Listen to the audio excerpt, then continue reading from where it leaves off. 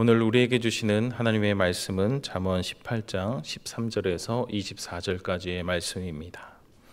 잠언 18장 13절에서 24절까지의 말씀을 저와 함께 교독하시겠습니다.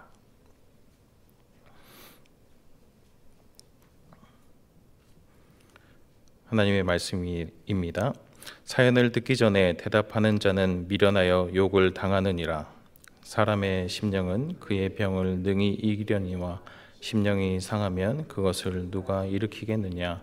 명철한 자의 마음은 지식을 얻고 지혜로운 자의 귀는 지식을 구하느니라. 사람의 선물은 그의 길을 넓게 하며 또 정견 자의 그 앞으로 그를 인도하느니라. 송사에서는 먼저 온 사람의 말이 바른 것 같으나 그의 상대자가 와서 밝히느니라. 제비 뽑는 것은 다툼을 그치게 하여 강한 자 사이에 해결하게 하느니라. 노엽게한 형제와 화목하기가 견고한 성을 취하기보다 어려운즉 이러한 다툼은 산성 문빗장 같으니라. 입에서 나오는 열매로 말미암아 배부르게 되나니 곧 그의 입술에서 나는 것으로 말미암아 만족하게 되느니라. 죽고 사는 것이 혀의 힘에 달렸나니 혀를 쓰기 좋아하는 자는 혀의 열매를 먹으리라. 아내를 얻는 자는 복을 얻고 여호와께 은총을 받는 자는이라. 가난한 자는 간절한 말로 구하여도 부자는 엄한 말로 대답하느니라. 많은 친구를 얻는 자는 해를 당하게 되거니와 어떤 친구는 형제보다 친밀하니라. 아멘. 오늘 우리는 잠언 18장 13절부터 24절까지의 말씀을 통해 우리 삶의 중요한 지혜, 특히 우리의 말과 관계에 대한 지혜를 얻고자 합니다. 잠언은 단순히 도덕적 교훈을 알려주는 책이 아니라 하나님의 지혜가 우리의 일상에 어떻게 적용되어야 하는지를 보여주는 삶의 교과서입니다. 우리의 말 한마디, 관계 하나하나가 얼마나 큰 영향력을 지니는지 오늘 말씀을 통해 함께 깨달아가는 시간이 되기를 소원합니다. 먼저 잠언 18장 13절 말씀입니다. 사연을 듣기 전에 대답하는 자는 미련하여 수치를 당하느니라. 이 말씀은 우리가 성급하게 판단하고 말하는 행동이 얼마나 어리석고 부끄러운 결과를 초래하는지를 분명하게 보여줍니다.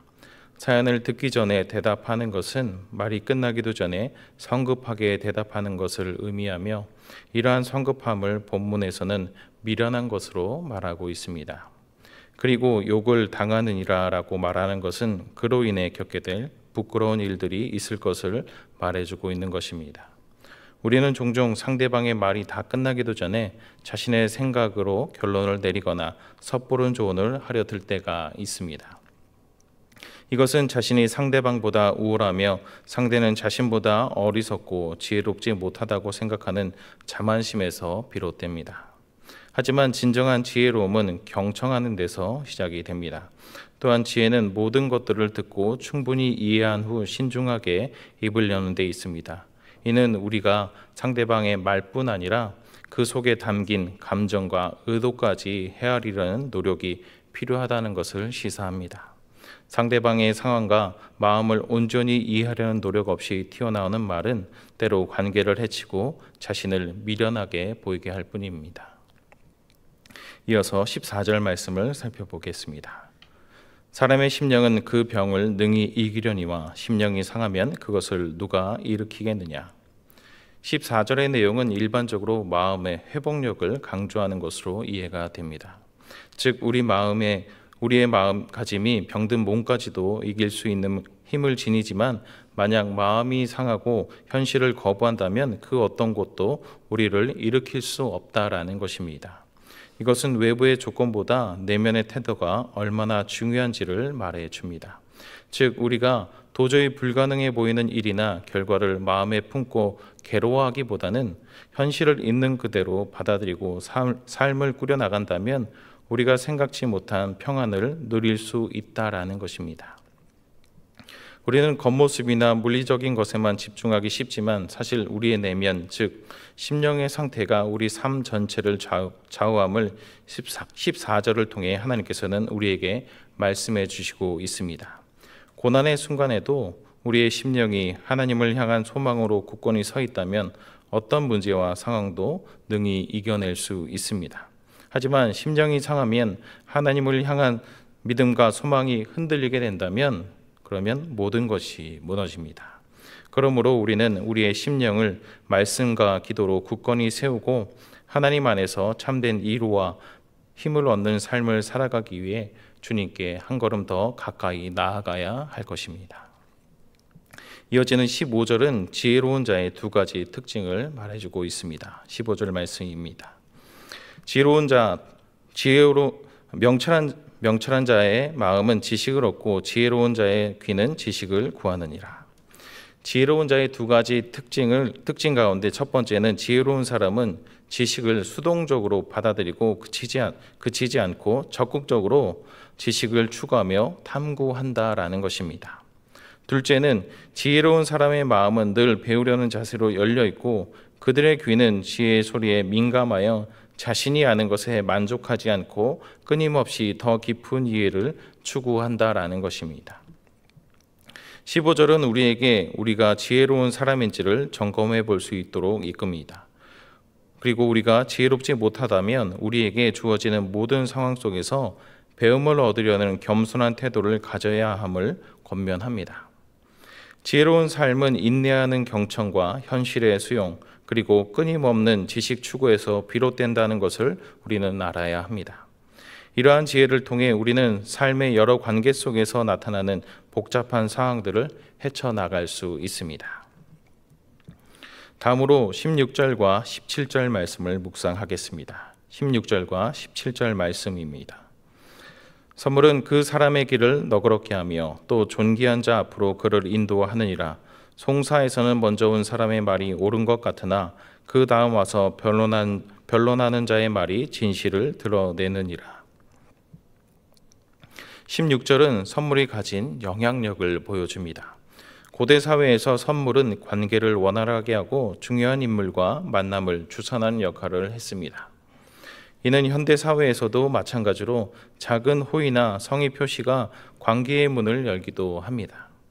그러나 17절은 이러한 거칠애와 같은 모습에만 현혹되어서는 안 된다는 경고를 우리에게 주고 있습니다. 어떤 문제에 대해 먼저 듣는 이야기가 그럴듯하게 들릴 수 있지만 진실은 양쪽의 이야기를 모두 듣고 면밀히 검토한 후에야 드러나는 법입니다. 17절에서는 이것을 법정의 송사를 예로 들며 성급한 판단의 위험성과 진실을 밝히는 데 필요한 인내심과 공정성을 강조합니다. 우리의 삶에서 어떤 사안에 대해 판단을 내릴 때 섣부른 예단이나 한쪽의 이야기만을 듣고 결론을 내리는 것을 주의해야 합니다. 우리는 모든 상황 속에서 정의롭고 지혜로운 판단을 내리기 위해 신중한 사실 확인과 가급적 모든 이들의 목소리에 귀 기울이고 상황을 객관적으로 파악하려는 그러한 과정을 거쳐야 합니다.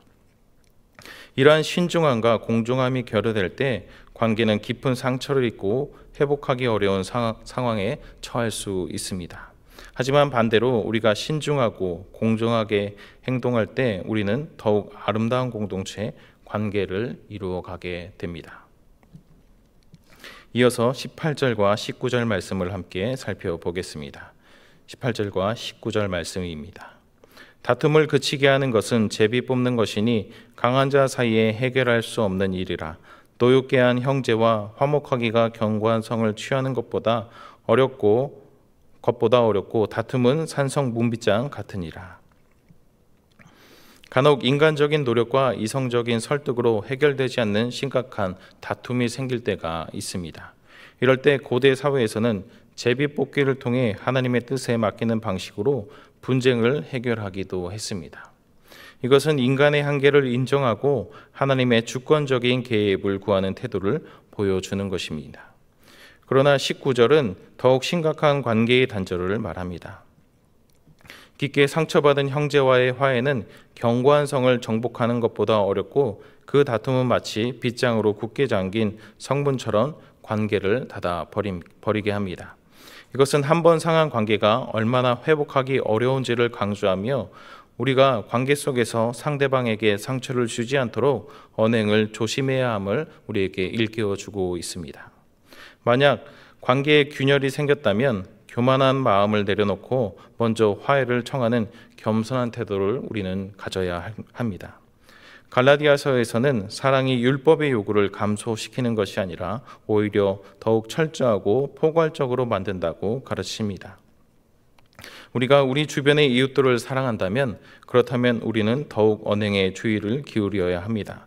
그렇게 우리가 사랑으로 서로를 대하고 용서와 회복을 위해 노력할 때 하나님께서는 깨어진 관계를 치유하고 회복시켜 주실 것입니다. 이어서 20절과 21절은 혀, 즉 우리의 말이 가진 엄청난 영향력을 강력하게 우리에게 선언합니다. 20절과 21절 말씀입니다. 사람은 입에서 나오는 열매로 말미암아 배부르게 되나니 곧 그의 입술에서 나는 것으로 말미암아 만족하게 되느니라.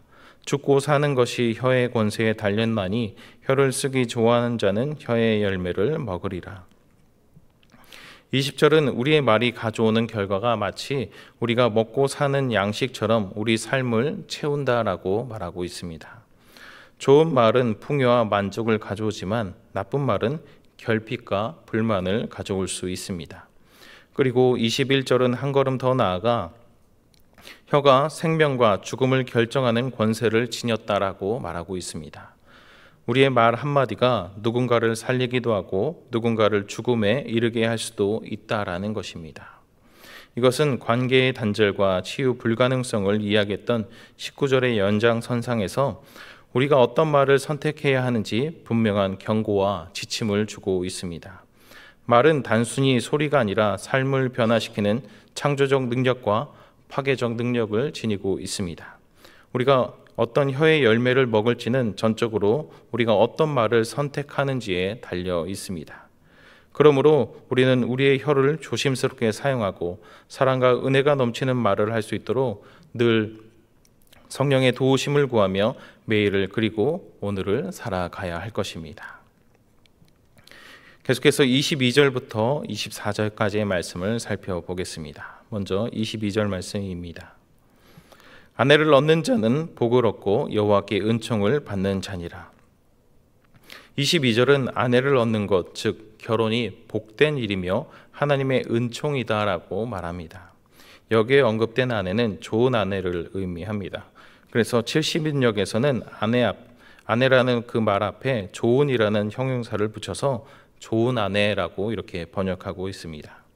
당시에는 남성 중심의 문화였기 때문에 아내를 얻는 것으로 표현하였지만 지금은 좋은 배우자로 해석해야 할 것입니다. 그래서 좋은 배우자를 얻는다라는 것은 단순히 인간적인 노력이나 재능으로 되는 것이 아니라 하나님의 특별한 은혜이며 선물이라는 의미가 은총을 받은 자라는 이 말 안에 담겨져 있습니다. 우리나라 이혼율이 날이 갈수록 늘거나 두 쌍이 결혼을 하면 한 쌍 정도가 이혼을 하고 있습니다. 이런 시대 속에서 필요한 것은 배우자를 단순한 짝이 아니라 하나님께서 주신 귀한 복의 통로로 여기는 것입니다. 그리고 그렇게 상대의 배우자를 여길 때 가정 가운데 하나님께서 주시는 복이 임하게 될 것입니다. 마지막으로 23절과 24절 말씀을 함께 살펴보겠습니다. 가난한 자는 간절히 구하여도 부자는 엄한 말로 대답하느니라. 많은 친구를 얻는 자는 해를 당하게 되거니와 어떤 친구는 형제보다 친밀하니라. 23절은 사회적 약자인 가난한 자와 강자인 부자의 관계를 묘사합니다. 가난한 자는 절박하고 간절한 마음으로 도움을 구하지만 부자는 엄한 말, 즉 무정하고 단호한 태도로 그들을 대합니다.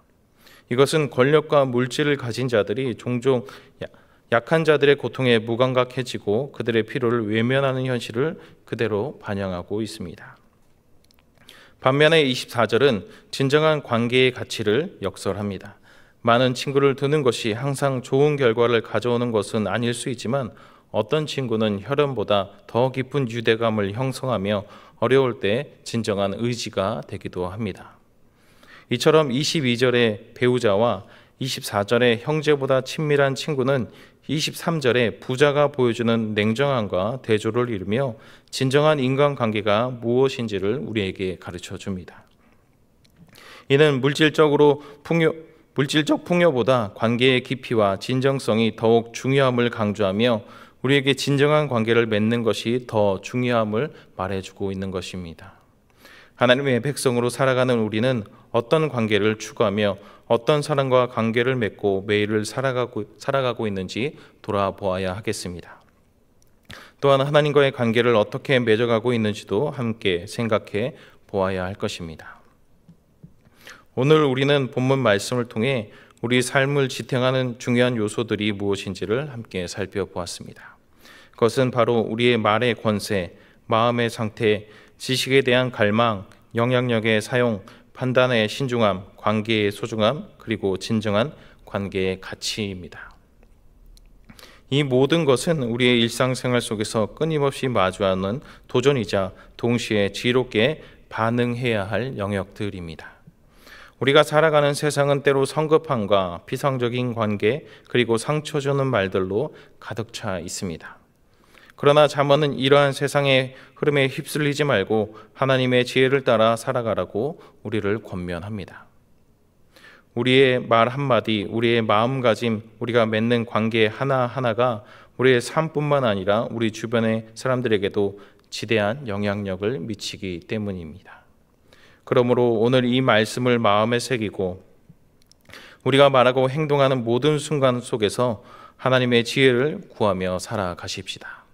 그리하여 우리의 삶이 주변에 선한 영향력을 끼치는 복된 삶이 되고 잡힌 바 된 그것을 잡기 위해 정진해 나가는 우리의 삶이 되기를 소원합니다. 또한 오늘 우리에게 주어진 잠언의 지혜는 궁극적으로 우리의 삶을 하나님 안에서 진정으로 풍요롭게 만드는 길로 인도합니다. 우리의 언어와 관계 속에서 하나님의 지혜가 충만할 때 우리는 단순히 살아가는 것을 넘어 우리에게 주어진 역할과 섬김에 순종하여 우리에게 분량대로 주신 은혜로 풍성한 삶을 살아가게 될 것입니다. 우리 각자가 말과 관계의 소중함을 깊이 인식하고 하나님의 지혜를 따라 살아 하나님께서 기뻐하시는 아름다운 관계를 만들어가는 교우님들 되시기를 주님의 이름으로 간절히 축원합니다. 함께 기도하겠습니다.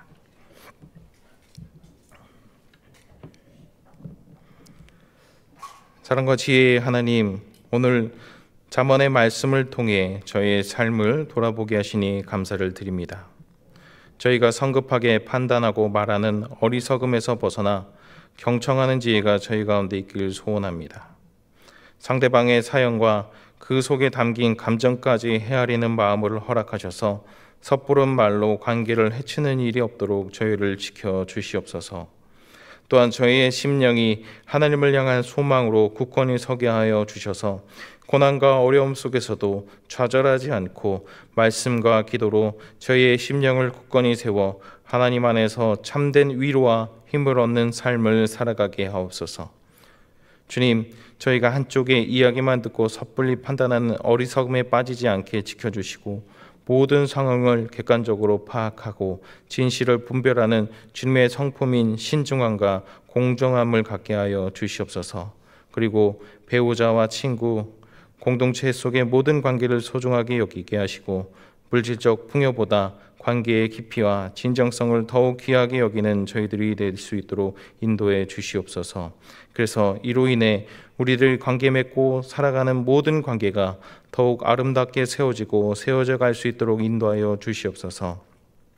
저희의 삶이 하나님의 지혜로 충만하여 주변에 선한 영향력을 끼치는 복된 삶이 되게 하실 줄 믿사오며 이 모든 말씀 살아계신 예수 그리스도의 이름으로 기도드립니다. 아멘.